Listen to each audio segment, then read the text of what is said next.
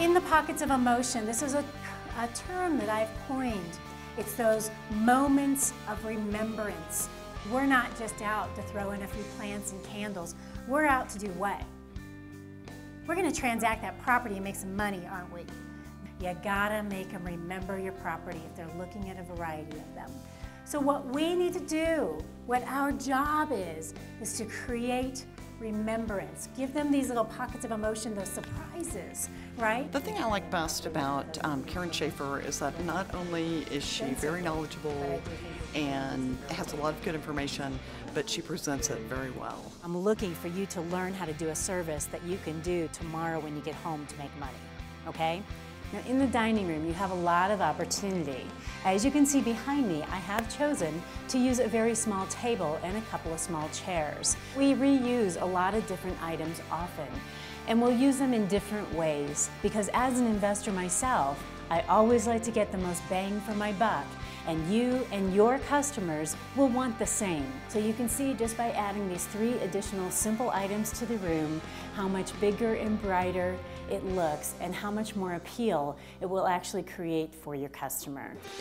I've been a real estate investor for about 4 years, and the course that I'm taking today with Karen has saved me at least $1,000 just with one tip.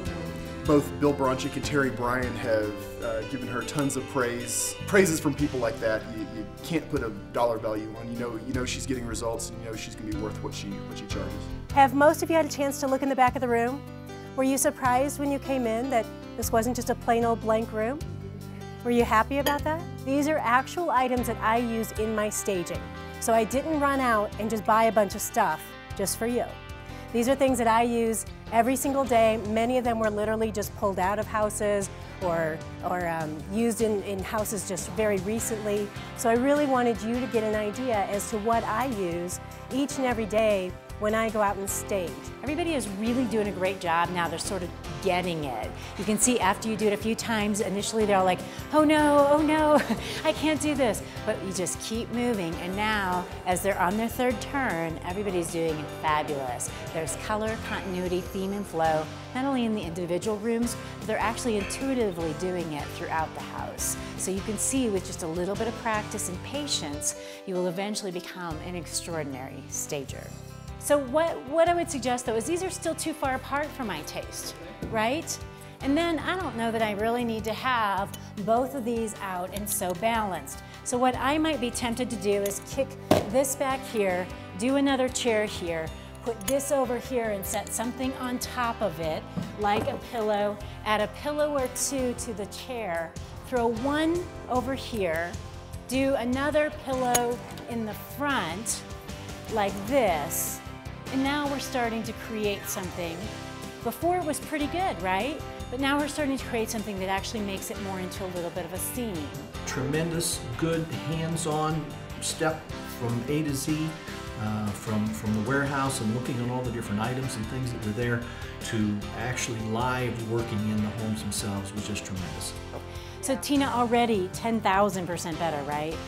So much better. You can feel everything, it looks good, everybody can enjoy it. Wow, what a nice space.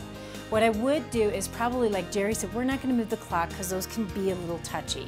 So what I would tell Tina and the client is, that needs to come over on this wall. Tina may know of someone that can move it, but you want to be careful with a few delicate things like that, okay? And now, even though she has a lot of things that the themes don't go together, it still kind of works with what she has because we've got good color scheme going, which is okay. I've made a tremendous amount of friends in this class, and everybody's willing to help each other out, and we're already networking as I speak, so as far as that goes, I've met a lot of really nice people as well.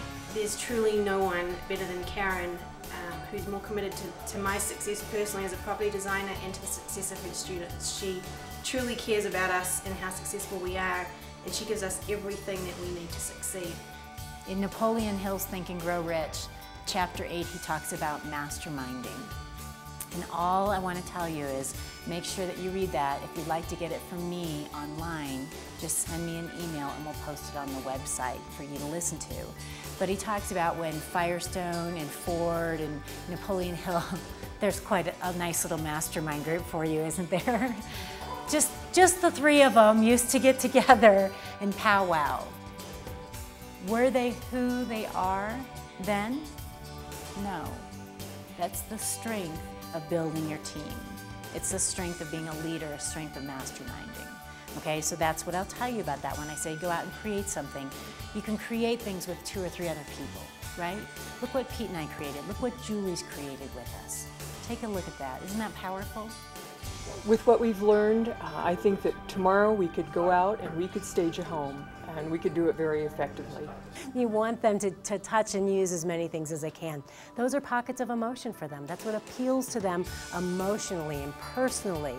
You want them to see if the plant is real by touching it. That's what's effective.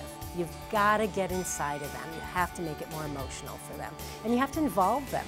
Now they're involved, aren't they? If they're smelling and touching and tasting, you know, those are the things that you really want to make sure that they're doing when they're in your properties.